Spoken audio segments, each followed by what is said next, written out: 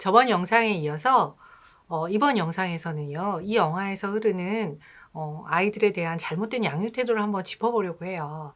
사실 여기 너무 생활적이어서 우리 집에도 이런 일이 있는데 나도 이런데 이런 느낌이 되게 많이 드실 것 같은데요. 한번 한 장면 한 장면 살펴보면서 좀 더 만약 나라면 어떻게 좀 다르게 해볼 수 있을까 이런 고민을 하면서 한번 영상을 볼까요?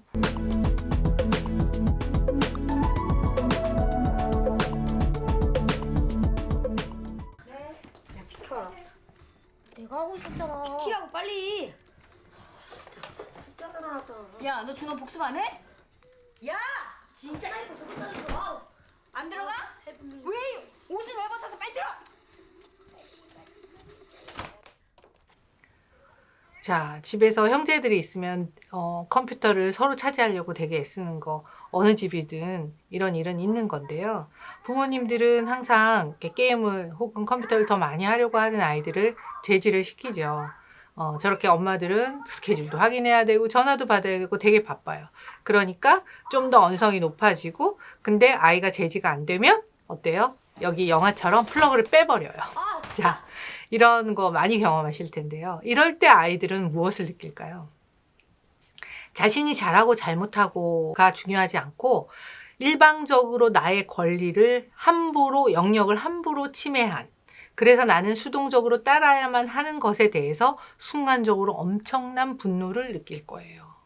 결국 자율성은 1도 생기지 않고 부모에 대한 저항감 혹은 어떻게 하면은 저것을 내 뜻대로 할 수 있을까라는 어떤 전략?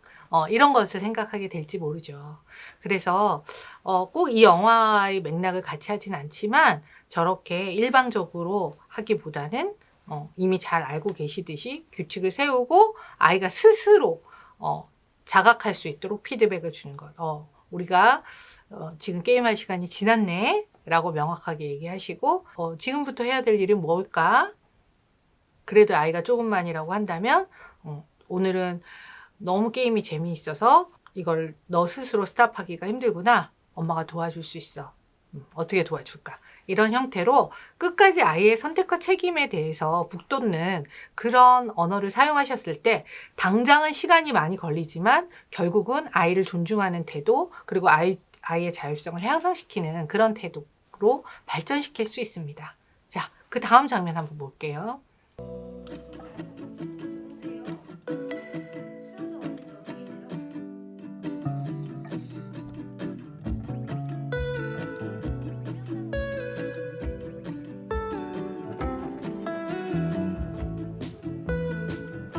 야, 코치 어땠어? 무서워? 좀 무서워? 야, 피곤해. 자, 아이를 라이드하러 온 어머니가, 픽업하러 온 어머니가 아이한테 처음 물어보는 대사가 뭐예요? 코치 어땠어요? 정말 아쉬워요. 누구에게 관심이 있어요, 현재? 이게 아이에게 관심이 있다고 아이가 느낄까요? 오늘 어땠어? 차라리 오늘 어땠어? 기분은 어때?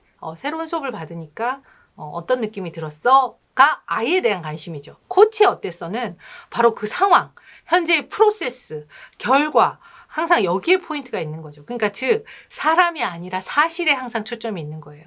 사실에 초점이 있는 대화는요. 아무리 해도 그 정서적 교류가 이루어지지 않고요. 아이는 자기 스스로에게 엄마가 관심이 있구나라고 느끼지 않아요. 그냥 잘 되어 가고 있니 수준으로 느끼게 되는 거죠. 바로 아이와의 정서적 단절을 불러일으키는 그런 대화일 수 있습니다. 자, 이 장면에서도요, 보시는 것처럼 실컷 패고 결국은 네가 잘 하는 걸 원한다. 근데 네가 열심히 안 하니까 내가 때릴 수밖에 없다. 이런 얘기를 하거든요. 자, 아이의 입장에서는 어떨까요? 일단 맞는 게 되게 무섭고 공포스럽기도 하지만 사실은 정말 감독의 저 이야기가 진실일까? 이런 느낌이 들지 않겠어요?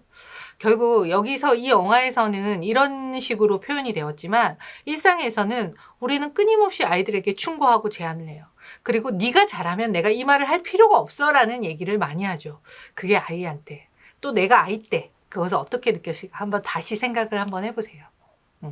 결국 충고나 제안 같은 거는요. 기본적으로 같은 공감대가 형성된 다음에 그 영향력을 갖는 그런 기법이에요.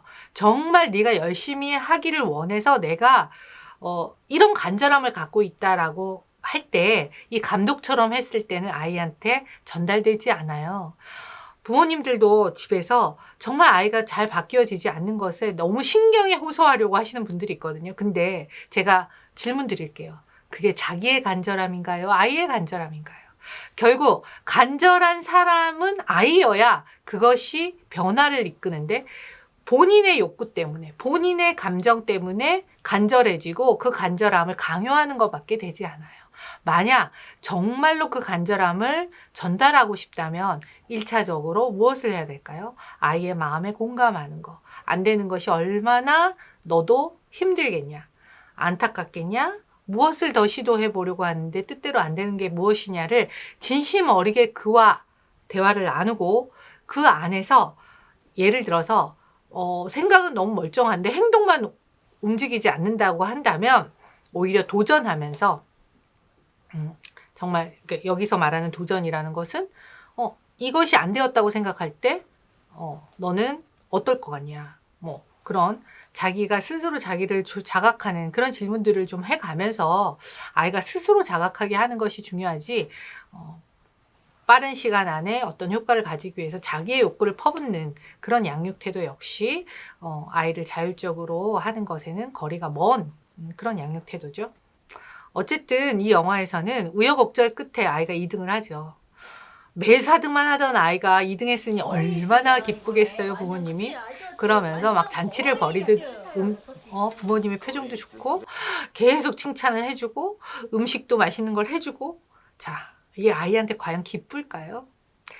저는 많은 워크숍을 통해서 그런 성인을 많이 만나요. 어렸을 때부터 지금까지 저는 칭찬이 달갑지 않습니다. 왜냐? 칭찬을 하면서 더 잘하라고 나에게 강요하는 것 같습니다. 이런 분들을 많이 만났거든요. 역시 이 영화에서 이 장면 역시 너 2등해서 잘했어 라는 것을 단순히 축하하는 게 아니라 봐봐 너 잘하니까 이렇게 좋잖아? 더 잘해 라는 그런 메시지를 아이가 받지 않았을까요? 특히나 온몸이 멍투성이가 되었음에도 불구하고 그것에 대해서는 주의를 기울이지 않고 자기의 성과에만 축하해주는 그 부모님이 아이에게는 어떻게 느껴졌을까요? 그래서 아이는 더 좌절하고 더 희망을 잃게 되는 거죠. 그래서 사실 이제 이런 부모님들은 아이를 잘 포기하지 못해요. 왜냐하면 이미 아이가 수영선수가 아니거든요. 자기 자신이 수영선수예요. 그러니 그 폭력을 휘두르는 감독에게 부탁을 해서라도 우리 아이를 수영시키겠다는 수영선수로 만들겠다는 그 어머니의 그 열정이 되게 나타나 있는 장면이 또 이렇게 절박하게 나타나고 있죠. 안 되면 또 어때요? 동생한테 모든 걸 투사해요. 결국 동생은 자기 형에게 실망한 그 모습을 자기에게 모두 기울인다는 그 생각을 하는 순간 어때요? 아주 부담스러워졌을 거예요. 자기가 하는 일이 많아졌다는 것뿐만 아니라 나는 저 형도 실패했는데 나도 저 기대에 부응하지 못하면 나도 형 취급받는 거 아니야? 라는 불안감도 함께 존재하겠죠. 결국 부모가 자기의 어떤 욕구의 실현을 아이들에게 투사해서 아이들로부터 그런 소망과 기대를 충족하려고 하면 항상 이런 불행이 일어난다는 것을 이 4등의 영화에서도 충분히 보여주고 있습니다. 이 감독이 폭력은 행사했지만요. 이 영화에서 보면 상당히 바른 말을 많이 해요. 너 혼자 하면 잘할 수 있다? 그리고 니네 엄마가 수영선수라면 아주 잘했겠다. 왜냐하면 너무 절박하고 경쟁심이 있으니까. 그런 얘기도 하고요. 결국 한번 다시 수영을 하겠다고 찾아간 그 아이한테 너 혼자 해봐라. 어떤 코치나 감독이 아니라 너 혼자 해봐라. 결국 스스로 이것을 극복할 수 있는 건 너고 너는 할 수 있는 아이라는 그 메시지를 이 감독이 주고 있죠. 이게 어쩌면 아이뿐 아니라 우리 모두에게 주는 메시지일 수도 있어요. 여기에 되게 인상적인 장면은 뭐냐면 처음부터 무슨 대단히 열심히 하고 막 대회 가서 이기고 이게 아니고요. 물을 즐기는. 지금까지 정말 그 4등을 면하기 위해서 수영을 일로 생각했던 아이가 정말 내가 물을 즐기는 사람이구나. 플레이, 즉 놀이의 기쁨을 느낀 거예요. 결국 진정으로 승리할 수 있고 진정으로 자발적인 사람은 자기의 일을 워크, 일로 생각하지 않고 노동으로 생각하지 않고 놀이로 생각할 수 있는 사람이라는 것을 이 4등이란 영화도 역시 보여주고 있죠. 그래서 궁극적으로 이 아이가 물을 즐기고 물을 좋아하면서 자기 안에 있는 열정과 에너지를 최고로 발휘했더니 결론적으로 최고의 위치에 오르게 되는 그런 어떤 우리에게 희망과 기대를 심어주는 그런 영화예요. 가장 중요하게는요. 충분히 많이 느끼셨겠지만 헬프를 받는 아이들은 결국 자율적일 수도 없고 자존감이 높을 수도 없어요.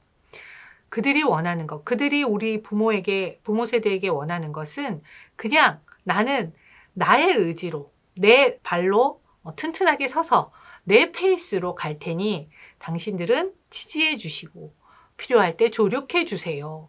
즉 서포트해 주세요 라는 메시지를 우리에게 주는 거죠. 그래서 모든 아이들이 이렇게 자기 일을, 공부를 그리고 자기의 관심과 흥미를 느낀다면 결국 그들은 우리가 상상도 할 수 없는 그들의 가능성을 넓게 펼치지 않겠어요? 4등이란 영화는 어쩌면 되게 식상한 소재일 수도 있으나 정말 우리 사회에 너무나 만연한, 그래서 부지불식간에 그것을 욕하면서 닮아가는 우리 부모에 대한 어떤 경고장이 아닐까, 그런 생각을 하면서 한번 보았습니다. 충분히 잘 즐기셨다면 댓글로 여러분들의 소중한 의견도 한번 적어주세요.